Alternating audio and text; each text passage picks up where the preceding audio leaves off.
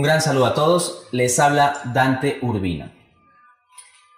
En el debate político y económico se ve en gran parte una polarización entre dos extremos, el comunismo y el liberalismo. Y es importante que nosotros estemos prevenidos respecto de los males de ambos extremos. Así que en esta conferencia quiero presentar las razones de por qué no soy marxista.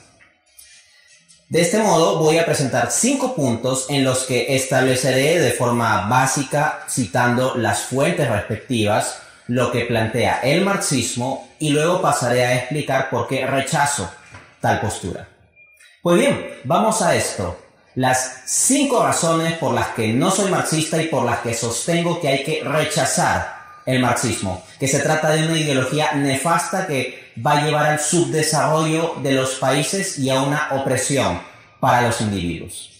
Primera razón, porque soy católico.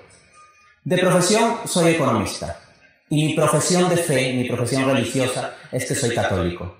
Y uno no puede de forma coherente mantener la fe católica y al mismo tiempo estar coqueteando con principios marxistas o votando por partidos marxistas o propugnando las ideas marxistas. Pretender ser católico y comunista es como pretender ser un círculo cuadrado.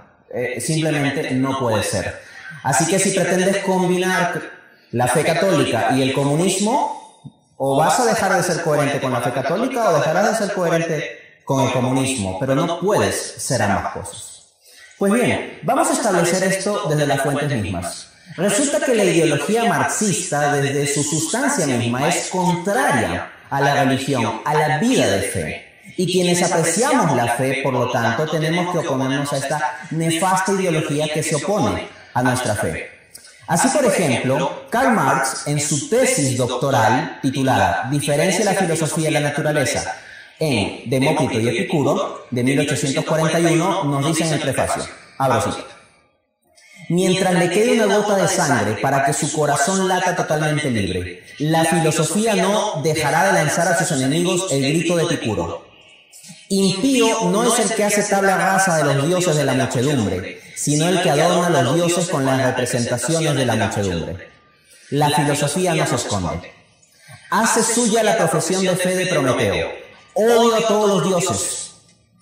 Esta profesión de fe es su propia divisa, que opone a todos los dioses del cielo y de la tierra, que no reconocen como divinidad suprema la conciencia que el hombre tiene de sí.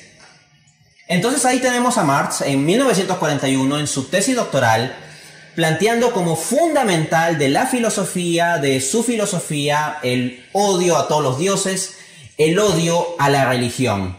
¿Y cuál es el único Dios que concibe? La conciencia que el propio hombre tiene de sí mismo. O sea, el hombre es su propio Dios. Por lo tanto, esto se trata de una idolatría y tiene que ser rechazada. Asimismo, consideremos lo que dice Karl Marx en su obra Crítica a la filosofía del derecho de Hegel, de 1844. En el prefacio de esta obra, el autor escribe, abro cita: la religión es el sollozo de la criatura oprimida. Es el significado real del mundo sin corazón, así como es el espíritu de una época privada de espíritu. Es el opio del pueblo. Ahí la famosa frase, ¿no? La religión es el opio del pueblo. La eliminación de la religión como ilusoria felicidad del pueblo es la condición para su felicidad real. El estímulo para disipar las ilusiones de la propia condición es el impulso que ha de eliminar un estado que tiene necesidad de las ilusiones. Fin de cita. Entonces, ahí lo tienes al propio Marx mostrando sus cartas. O sea, no se trata de un mundo en que va a convivir el comunismo y la religión. No, o sea, lo que Marx plantea es que para que se lleve a cabo el ideal comunista hay que combatir la religión, hay que eliminar la religión, hay que dar muerte a la religión en última instancia. Y esto lo sabía muy bien el comunista Lenin. En la Unión Soviética, pues él planteaba que de forma estratégica, tal vez en determinados momentos, podía tolerarse ciertas instancias de religión, pero que en última instancia, en un tipo de sociedad socialista, esta tendría que desaparecer, y como no parece la religión desaparecer naturalmente, habría que hacerla desaparecer por medios totalitarios. desde esta perspectiva, la ideología comunista y la práctica marxista a lo que va a llevar es a un combate de la religión, a una destrucción de las personas en su cuerpo o en su alma que pretendan ser coherentes hasta el fondo con una perspectiva religiosa. Ahora bien, no se trata meramente de citar a Marx oponiéndose a la fe para notar que el ser católico y el ser marxista son cosas incompatibles, sino que esto lo ha dejado muy claro el propio magisterio de la Iglesia. Por ejemplo, el Papa Pío XI, en la encíclica Divini Redemptoris de 1937, numeral 4, apunta: frente a esta amenaza, la Iglesia Católica no podía callar, y no cayó. No cayó esta sede apostólica, que sabe que es misión propia suya la defensa de la verdad, de la justicia y de todos aquellos bienes eternos que el comunismo rechaza y combate. Desde que algunos grupos de intelectuales pretendieron liberar la civilización humana de todo vínculo moral y religioso, nuestros predecesores llamaron abierta y explícitamente la atención del mundo sobre las consecuencias de esta descristianización de la sociedad humana. Y por lo que toca a los errores del comunismo, ya en el año 1846, nuestro venerado predecesor, Pío IX, de santa memoria, pronunció una solemne condenación contra ellos, confirmada después en el Sílabus. Dice textualmente en la encíclica Cui Pluribus: a esto tiende la doctrina, totalmente contraria al derecho natural del llamado comunismo, doctrina que si se admitiera llevaría a la radical subversión de los derechos, bienes y propiedades de todos, y aún de la misma sociedad humana. Más tarde, uno predecesor nuestro, de inmortal memoria, León XIII, en la encíclica Quod Apostolici Numeris, definió el comunismo como mortal enfermedad que se infiltra por las articulaciones más íntimas de la sociedad humana, poniéndola en peligro de muerte. Fin de cita. Entonces, eso es lo que tenemos, el pronunciamiento magisterial de la voz de la Iglesia, del cuerpo de Cristo que habla, que se pronuncia contra el comunismo. Entonces, si uno pretende ser católico y seguir una ideología marxista, está simplemente dándole la espalda a la Iglesia. En términos sustanciales, está dejando de ser católico. Así que ahí lo tenemos. No puedo ser marxista porque soy católico. Segunda razón. No soy marxista porque rechazo el materialismo. Por materialismo se entiende un modelo filosófico que concibe que lo constituyente del conjunto de la realidad es única y exclusivamente la materia. De este modo, un marxista va a ver al ser humano simplemente como materia y verá las manifestaciones de lo que llamamos espíritu, esto es, el arte, la filosofía, la religión, etc., simplemente como una especie de superestructura construida por la infraestructura material. Al final de cuentas, para un marxista, todo lo que llamamos espíritu no sería sustancialmente algo espiritual, sino simplemente un subproducto de determinada interacción material. Efectivamente, Karl Marx, en el libro Contribución a la crítica de la economía política de 1859, en el famoso prólogo, escribe, abro cita: el modo de producción de la vida material condiciona el proceso de la vida social y espiritual en general. No es la conciencia individual la que determina el ser social, sino que es el ser social el que determina la conciencia individual. Entonces, en la visión marxista, no es que nosotros tengamos un espíritu distintivo y constituyente de lo que somos, y a partir de ese espíritu actuamos en el mundo, sino que más bien lo que llamamos espíritu sería simplemente un subproducto de las condiciones o relaciones materiales de producción. Esto queda también claro cuando Karl Marx, en su obra Crítica a la filosofía del derecho de Hegel, de 1843, escribe en el prefacio: la esencia humana no tiene realidad alguna verdadera. Y es que esto es el marxismo, es la negación de la esencia humana, viéndola simplemente como un entramado de relaciones sociales.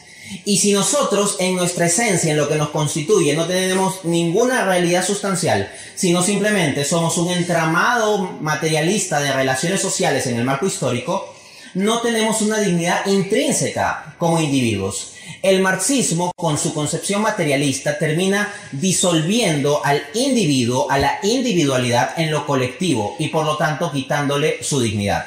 Por ejemplo, Karl Marx en la tesis sobre Feuerbach de 1845, tesis número 6, escribe: la esencia humana no es algo abstracto inherente a cada individuo, es en su realidad el conjunto de las relaciones sociales. Entonces, la esencia humana está reducida simplemente a decir que somos el conjunto de nuestras relaciones sociales. Y para Marx, pues en esta estructura que le explica de la lucha de clases, uno simplemente es obrero con un conjunto de relaciones sociales implicadas por su posición de obrero en una sociedad capitalista, o es un capitalista con un espíritu, por decirlo así, constituido por las relaciones sociales que constituye la estructura empresarial. Pues bien, este materialismo también ha sido denunciado por la voz de la Iglesia. Así, el Papa Pío XI, en la encíclica ya citada, Divini Redemptoris, en el numeral 9, apunta, abro cita: la doctrina que el comunismo oculta bajo apariencias a veces tan seductoras se funda hoy sustancialmente sobre los principios ya proclamados anteriormente por Marx del materialismo dialéctico y del materialismo histórico, cuya genuina interpretación pretenden poseer los teóricos del bolchevismo. Se refiere a los comunistas rusos de esta época, ¿no? Esta doctrina enseña que solo existe una realidad, la materia, con sus fuerzas ciegas, la cual por evolución llega a ser planta, animal, hombre. La sociedad humana, por su parte, no es más que una apariencia y una forma de la materia, que evoluciona del modo dicho, y que por ineluctable necesidad tiende en un perpetuo conflicto de fuerzas hacia la síntesis final, una sociedad sin clases. En esta doctrina, como es evidente, no queda lugar ninguno para la idea de Dios. No existe diferencia entre el espíritu y la materia, ni entre el cuerpo y el alma. No existe una vida del alma posterior a la muerte, ni hay por consiguiente esperanza alguna en una vida futura. Fin de cita. Por el mismo hecho de que tengo racionalidad, tengo que rechazar el marxismo. Porque racionalmente se puede establecer que el ser humano no es solo materia, que el ser humano tiene sustancialmente espíritu. Y asimismo se puede establecer racionalmente que Dios existe. No me da el espacio ni es el objeto aquí desarrollar los argumentos racionales para la existencia del espíritu o para la existencia de Dios. Pero ustedes pueden ver, por ejemplo, el debate que sostuve en la Universidad Nacional Mayor de San Marcos en el año 2013 con el título ¿Dios existe o no existe? El gran debate. Lo encuentran en YouTube. Es un debate en dos partes, son prácticamente 2 horas en que debato contra el representante de la Asociación Peruana de Ateos. Y desarrollo un conjunto de argumentos racionales para la existencia de Dios, respondiendo a su vez a las objeciones ateas. Asimismo, hace algunos meses di una conferencia titulado La existencia del hombre demuestra la existencia de Dios, el argumento antropológico, donde mató 2 pájaros de un tiro, en el sentido de que pruebo la existencia del espíritu a partir de la sola razón. No se trata de un conjunto de citas bíblicas ni del magisterio católico, sino a partir de la razón, del ejercicio filosófico de la razón, se prueba la existencia del espíritu en el hombre y la existencia de Dios. Con lo cual, racionalmente no puedo aceptar un materialismo como el marxista. La tercera razón por la que rechazo el marxismo, por la que no soy marxista, y por la que hay que rechazar esta nefasta ideología, es porque rechazo el historicismo. ¿Qué es el historicismo? El historicismo es una concepción de acuerdo con la cual la historia humana, en cierto modo, ya está definida. Se pueden hacer predicciones perfectas sobre determinados aspectos de la evolución de la historia humana. Bajo el historicismo, simplemente hay una historia que se desenvolvería de forma necesaria. De este modo, los historicistas plantean que hay un conjunto de fases que se pasarán necesariamente por la historia, un curso necesario de la historia. Vamos a decir lo siguiente, que el historicismo es muy claro en Marx, aunque él no utiliza explícitamente el término historicista, sino el historicismo es una categoría filosófica dentro de la cual cae este tipo de pensamiento marxista. Nos dice Marx en la contribución a la crítica de la economía política de 1859, prólogo, abro cita: Ninguna formación social desaparece antes de que se desarrollen todas las fuerzas productivas que caben dentro de ella. Y jamás aparecen nuevas y más elevadas relaciones de producción antes que las condiciones materiales para su propia existencia hayan madurado dentro de la propia sociedad antigua. Por eso la humanidad se propone siempre únicamente los objetivos que puede alcanzar, porque mirando mejor se encontrará que siempre estos objetivos solo surgen cuando ya se dan o por lo menos se están gestando las condiciones materiales para su realización. A grandes rasgos, podemos designar como otras tantas épocas de progreso en la formación económica de la sociedad el modo de producción asiático, el antiguo, el feudal y el moderno burgués. Fin de cita. Entonces, en la visión de Marx, uno tiene un desarrollo de las fuerzas productivas a lo largo de la historia. Es un materialismo histórico. Y esas fuerzas productivas darán lugar a los demás aspectos de la sociedad. Y en la evolución económica de la historia, necesariamente habrá que pasar por un conjunto de fases. Y estas fases no se pueden saltar por decreto, sino que son fases que necesariamente ocurrirán en la historia, según Marx. Efectivamente, en su obra El Capital, de 1867, en el tomo 1, escribe Marx: aunque una sociedad haya descubierto la ley natural en que reside su propio movimiento, y el objetivo último de esta obra sea en definitiva sacar a la luz la ley económica que rige el movimiento de la sociedad moderna, no puede saltarse fases naturales de desarrollo, ni abolirlas por decreto. En otras palabras, el historicismo de Marx consiste en que él ve la evolución de la historia casi como si fuera el movimiento de los planetas, como si siguiese una especie de leyes necesarias que tienen que cumplirse, que no pueden saltarse. Ahora bien, acá ya se encuentra una gran dificultad, porque Marx dice que necesariamente hay que pasar por ciertas fases. Entonces se pasará del modo de producción antiguo al feudal, y del feudal al burgués. Y lo que él dice es que las contradicciones del modo de producción capitalista o burgués llevarán a que en las sociedades capitalistas más desarrolladas se termine quebrando este modelo, porque primero se necesita que se desarrollen las fuerzas productivas para que el modelo llegue a su límite y se pase a la siguiente fase. Se quebrará este modelo, habrá una revolución violenta, como pasaremos a detallar más adelante, y se pasará a una sociedad socialista. En consecuencia, en la visión de Marx, del historicismo marxista, la predicción es que la revolución socialista se iba a llevar a cabo en los países capitalistas más desarrollados de su época. Marx tenía la expectativa de que en Inglaterra, en el marco del capitalismo inglés de primera revolución industrial ya madura, en el siglo XIX, es que se iba a gestar la revolución socialista.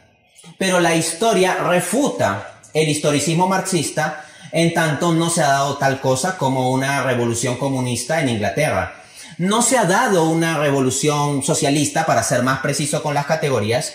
No se ha dado ninguna revolución socialista en los países capitalistamente más avanzados, que es lo que predeciría la teoría de Marx, sino que en gran parte lo que tenemos es intentos de construir revoluciones o de ejecutar revoluciones socialistas en naciones que no tienen un desarrollo capitalista sólido.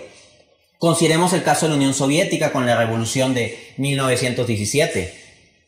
Rusia no se trata en ese momento de una sociedad capitalista altamente desarrollada, sino que tenía un capitalismo incipiente con una fuerte predominancia de una estructura feudal. Entonces, en realidad, el hecho de que por decreto político de comunistas que llegaron al poder, se haya pretendido saltar de una economía feudal medio capitalista a de repente un sistema socialista, muestra que Marx estaba equivocado. Y el hecho de que tantos intentos de construir un socialismo en Cuba, en Venezuela, en Corea del Norte, en China, en Rusia, etcétera, hayan fracasado, es muestra de que el historicismo de Marx está equivocado. ¿Por qué? No porque sean exactamente esas construcciones reflejos de lo que decía Marx y por lo tanto digo que Marx se equivocó. No. Mi argumento es el siguiente, que Marx en la contribución a la crítica de la economía política dice: por eso la humanidad se propone siempre únicamente los objetivos que puede alcanzar, porque mirando mejor se encontrará siempre que estos objetivos solo surgen cuando ya se dan o por lo menos se están gestando las condiciones materiales para su realización. Pues bien, estaban gestadas las condiciones materiales para la realización de una revolución socialista en Rusia o en Cuba. No, porque de acuerdo a la teoría marxista no teníamos allí un capitalismo desarrollado. Y en última instancia lo que se ha dado en esas sociedades no es un mayor desarrollo de las fuerzas productivas como pretendía Marx que sucedería en la fase socialista, sino un estancamiento económico. Entonces es falso que la humanidad se proponga únicamente los objetivos que puede alcanzar, como dice Marx, sino que los seres humanos se proponen eventualmente objetivos en los que fracasan. Y esto contradice el historicismo de Marx. Contra el historicismo dice a su vez el filósofo Karl Popper en su libro Conjeturas y Refutaciones. Cabe anotar que Karl Popper es probablemente el más importante epistemólogo del siglo XX. Página 407, abro cita. Solo es posible derivar profecías a largo plazo de predicciones científicas condicionales si se aplican a sistemas que pueden ser descritos como aislados, estacionarios y recurrentes. Estos sistemas son muy raros en la naturaleza y la sociedad moderna, sin duda, no es uno de ellos. Entonces, Marx pretende que haya una especie de ley de la evolución de la historia que es tan férrea como si se tratase de la evolución del movimiento físico de los planetas. El historicismo, el materialismo de Marx, el determinismo de Marx, el dejar fuera la consideración del libre albedrío del hombre cuando termina primando en él una visión historicista como es propio de lo que Althusser llamaba el Marx maduro, más materialista, pues lleva a que él caiga en este error, porque los planetas se mueven como se mueven en tanto no tienen libre albedrío, pero los seres humanos sí tenemos libre albedrío.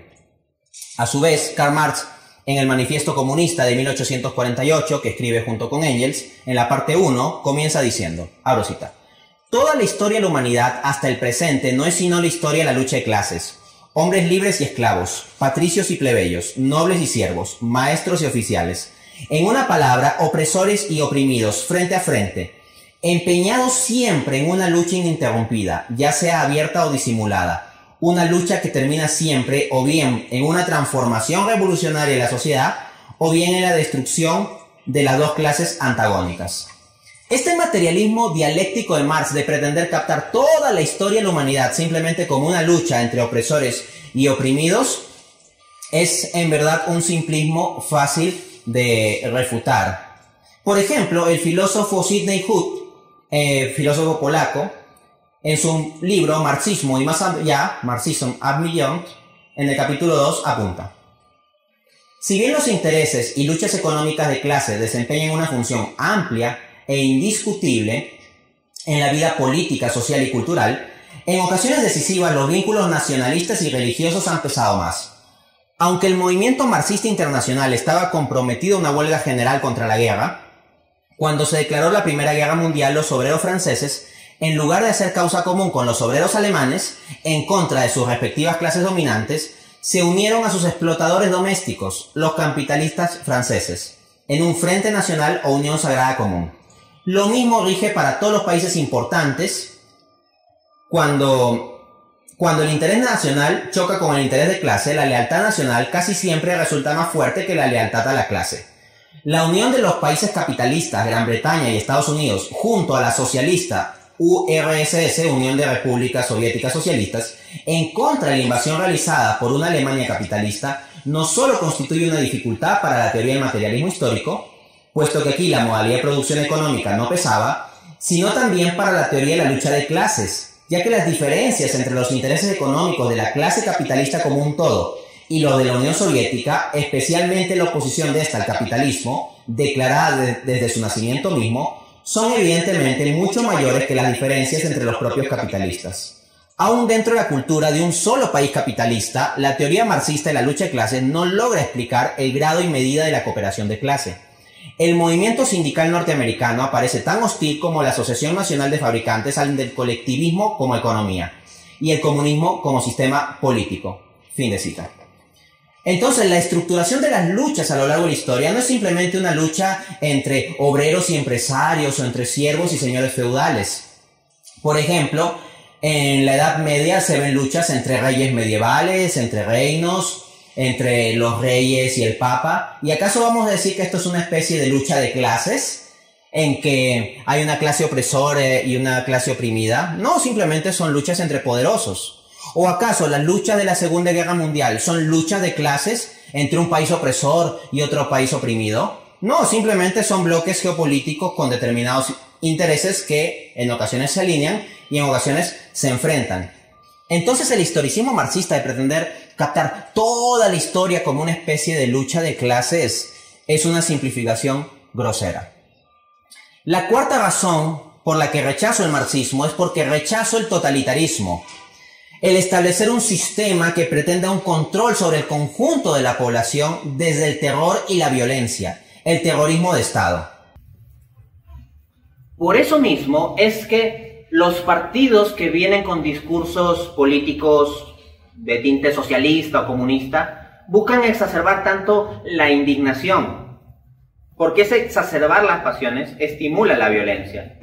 Utilizan la violencia como medio, utilizan a la gente como medio, utilizan el sufrimiento de la gente como medio para llegar al poder. A ellos no les importan los pobres como fin, les importan los pobres como medio para ellos llegar al poder. Cuando los comunistas llegan al poder, ellos se llenan de privilegios. Tanto denuncian los privilegios capitalistas, de los grandes capitalistas y los empresarios y las élites económicas, e históricamente cuando esta gente con discursos socialistas ha llegado al poder, lo que hace es vivir con privilegios y oprimen a los demás, no a través ya de un control económico privado, sino a través de un totalitarismo político público, un terrorismo de Estado. Esto es lo que se ha observado a lo largo de la historia. Y si muchas veces no llega a los límites insospechados es porque de repente intervienen otros factores que hacen contrapeso. Pero la esencia misma del pensamiento marxista es lo que yo les estoy leyendo en Marx. Yo no les estoy leyendo aquí un autor que dice, oh, el marxismo es violento y es un autor antimarxista que dice que el marxismo es violento. No, estoy siendo riguroso en leerles al propio Karl Marx a este respecto. Y si es poco, pues veamos lo que dice Karl Marx en su obra Crítica del programa de Gotha de 1875, parte 4. Entre la sociedad capitalista y la sociedad comunista media el periodo de la transformación revolucionaria de la primera en la segunda. A este periodo corresponde también un periodo político de transición, cuyo estado no puede ser otro que la dictadura revolucionaria del proletariado. O sea, si tú crees que es una difamación esto de decir que la visión marxista tiende a plantear una dictadura o que propugna ideas dictatoriales, ¿crees que es una difamación? Te estoy leyendo al propio Marx. El propio Marx escribe, cuyo estado, hablando del estado de transición entre capitalismo y comunismo, el intermedio entre capitalismo y comunismo, ese estado de transición es el socialismo. Dice, cuyo estado no puede ser otro que la dictadura revolucionaria del proletariado. Marx te está mostrando sus cartas. Lo que pasa es que la gente no lee, la gente no se informa, la gente se deja llevar por cualquier eslogan y por eso, pues, no están al tanto de cómo son las cosas. Para finalizar, quinta razón de por qué no soy marxista, de por qué rechazo el marxismo. Porque rechazo el enfoque económico marxista.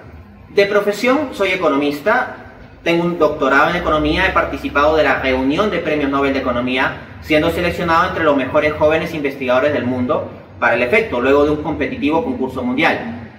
Entonces digamos que cierta formación de economista tengo, ¿no? Pues bien, la teoría económica marxista me parece simplemente que no funciona y pretender analizar las cosas o formular políticas con base en ese tipo de ideas simplemente lleva al fracaso. Esto ya lo he adelantado en mi libro de 2015, Economía para herejes. En la página 303, apunto, abro cita. La economía es un fenómeno muy complejo y no se las puede ni debe encerrar en recetas predeterminadas. Si este libro planteara tal tipo de recetas determinísticas, estaría cayendo en el mismo vicio que la economía ortodoxa. Y de hecho, ya hubo una heterodoxia que cayó en eso antes, el marxismo.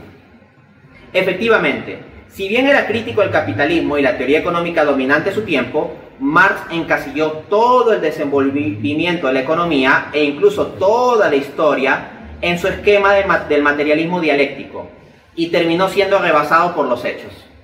Efectivamente, por ejemplo, Marx una de sus tesis económicas es la pauperización creciente de la clase obrera.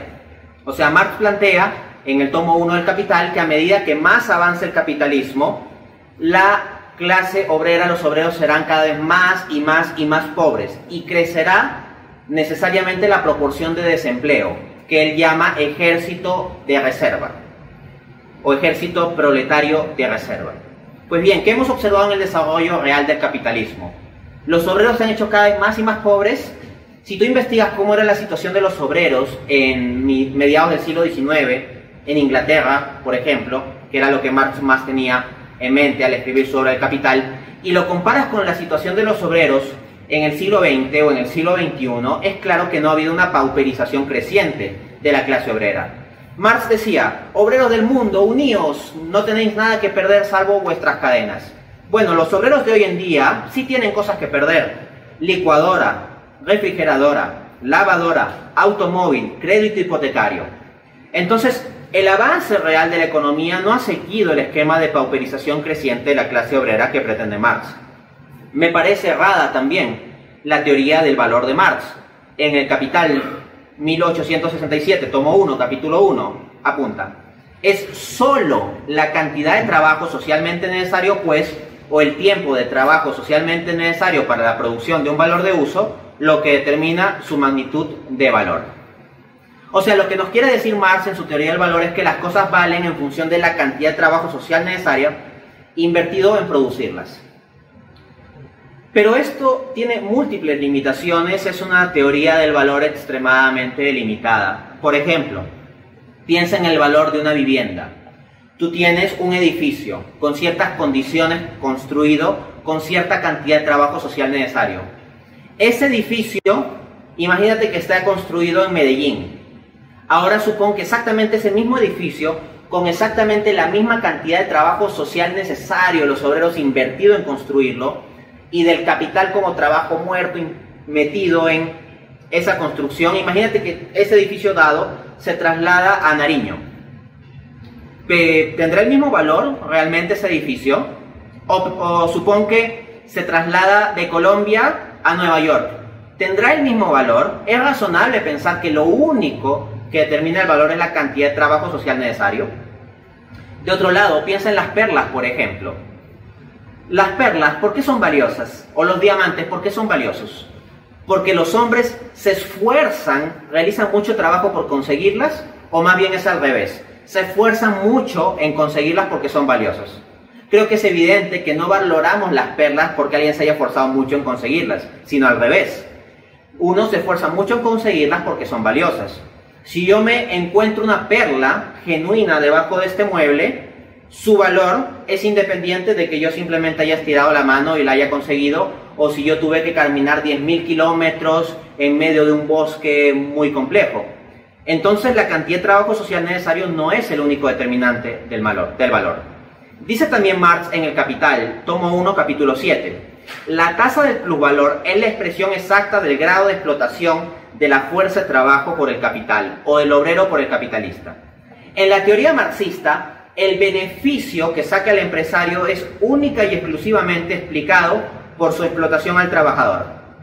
Esa es la visión marxista. Porque si el 100% del trabajo, si el 100% del valor es producido por el trabajo y el empresario capitalista no es un obrero que trabaje en la producción, se sigue que no está contribuyendo al valor. Esa es la visión marxista. No obstante, cualquiera que sea propietario de empresa sabe que hay un conjunto de cuestiones implicadas, que no es que uno sea un ocioso que no trabaja y que simplemente le lleve el dinero, sino que en el caso de quien administra una empresa, por ejemplo, hay un trabajo allí en la administración. Incluso si uno no trabaja administrando, el hecho de ver cuáles son los mercados donde se puede invertir mejor, donde se puede rentabilizar más la producción, el correr ciertos riesgos, son instancias que legitiman el hecho de poder recibir cierto beneficio económico. Pretender que todo se explica por explotación al obrero no es un esquema razonable. Finalmente, en el Manifiesto Comunista, dicen también Marx y Engels, Los comunistas pueden resumir su teoría en esta fórmula única: abolición de la propiedad privada. No lo estoy diciendo yo, lo dicen ellos. Ellos mismos están diciendo que el resumen de la teoría de los comunistas es la abolición de la propiedad privada. Propiedad privada es tu televisor, tu teléfono móvil, tu vivienda. Entonces lo que te están diciendo es que en última instancia el plan de los comunistas, el resumen del plan de los comunistas, es la abolición de la propiedad privada. Pero como economista no puedo para nada pensar que sea un sistema económico eficiente o deseable en términos de eficiencia o bienestar. Un sistema en el cual no haya propiedad privada.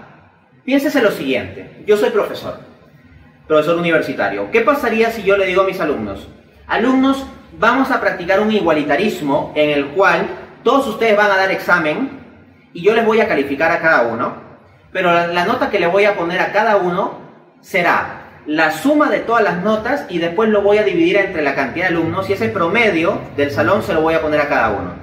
¿Qué pasará? En una primera ronda, en un primer examen, ese sistema conviene mucho a los vagos, a los que no estudian, a los ociosos, que se van a beneficiar porque aunque obtengan un resultado bajo en el examen, pues tendrán un promedio mayor, en tanto se configura el promedio total del salón donde hay gente inteligente y trabajadora, esforzada, que procurará obtener una alta nota. Entonces, la gente ociosa y que no trabaja dirá: genial, qué bien este sistema porque saco mayor nota que la que normalmente obtengo. Pero ¿qué pasará con los jóvenes que se esfuerzan y estudian? Que normalmente en una escala vigesimal, como es en mi país, Perú, es hasta 20, que sacan 18, 19, 20. Supongamos que el promedio del salón en el primer examen, con una distribución pública, de propiedad pública en las notas, salga 14. Entonces, al que se esforzó en sacar 18, 19, 20, se le va a poner 14. ¿Y qué va a hacer esa persona para el segundo examen? Va a decir: por gusto me esfuerzo, porque no importa qué tanto yo me esfuerce, no me van a poner la nota en correspondencia a mi esfuerzo, sino que este igualitarismo absurdo que pretende el profesor hace que me pongan 14. Así que ya no estudio. Bueno, bajo esas condiciones, en el siguiente examen la nota promedio ya no va a ser 14, puede ser 11. Eventualmente el conjunto del salón estará desaprobado como nota promedio. Eso pasa con la economía. Como ya notaba el propio Aristóteles, las personas tienden a cuidar más, tienden a tener más cuidado de los bienes que poseen privadamente. Te pongo un simple esquema. Fíjate cómo son los baños privados en una casa versus los baños públicos en una ciudad. Y ahí puedes ver la distinción, ¿ok? Entonces, un sistema de propiedad privada en principio es más eficiente. Por supuesto, estoy de acuerdo con que la propiedad privada debe tener una cierta función social, de que pueda haber impuestos, de que pueda haber regulaciones. Eso puede ser, está bien. Pero pretender eliminar la propiedad privada destruiría la eficiencia económica. Y es una receta para el fracaso. Y el empobrecimiento no solo de los ricos, sino de los pobres. La gente que vota por propuestas comunistas por odio a los ricos cae en el absurdo de que en virtud de ese odio o de esa envidia se suicidan. Porque llevando la economía a la quiebra no solo castigas a los ricos que se vuelven más pobres, sino que tú también te vuelves más pobre. Votar por el comunismo es votar por tu propia destrucción económica. Termino pues esta charla citando la frase del pensador Maurice Fragniaus en su excelente libro Comunismo, Mística Inhumana. Abro cita: nada se ha resuelto al señalar la injusticia del comunismo. Es necesario todavía preguntarse cómo ha podido nacer esta mística de faz horrible, qué iniquidad ha favorecido su crecimiento, qué remedios se han de oponer a su nefasta expansión. El cristiano, más que otros, ha de guardarse de todo juicio hipócrita. ¿Acaso no es su falta de fervor religioso la que ha dejado en el mundo el campo libre a las ideologías sin Dios? El pensador Edmund Burke decía que si el mundo está mal no es por culpa de los hombres malos, sino por culpa de los hombres buenos que no hacen nada. En función de que no hemos construido una economía en la cual se atienda a las necesidades urgentes de la población más vulnerable, es que los partidos radicales comunistas tienen de dónde agarrarse para exacerbar el odio y resentimiento y llevar con esos cantos de sirena de estas ideologías falsas a la gente a votar para darles el poder y eventualmente la economía al fracaso. Pero si esto se da es porque los cristianos no hemos trabajado suficiente por construir una economía con principios cristianos. En lugar, muchas veces los cristianos, de construir una economía conforme a los principios cristianos, donde realmente puede haber justicia social conforme al ideal de Cristo, le hemos dejado la labor de construcción económica a la nefasta derecha liberal. Y esa derecha liberal lo que hace es construir una economía donde sistemáticamente se deja de lado con desprecio la justicia social, y son esos liberales los que crean el terreno perfecto de abandono de cierta población, que después hace que esa población vote por ideologías comunistas. Entonces, es el desprecio de los liberales por la justicia social la que pone el terreno perfecto para que surja el monstruo comunista. No alimentemos más al monstruo comunista, no le demos más terreno fértil construyendo una economía sin justicia social, sino construyamos una economía con justicia social donde haya participación del Estado y del mercado, donde haya propiedad privada también. Y cuando profundicemos esa construcción y lleguemos a las personas más vulnerables, los discursos comunistas nefastos tendrán menos fuerza. Muchas gracias.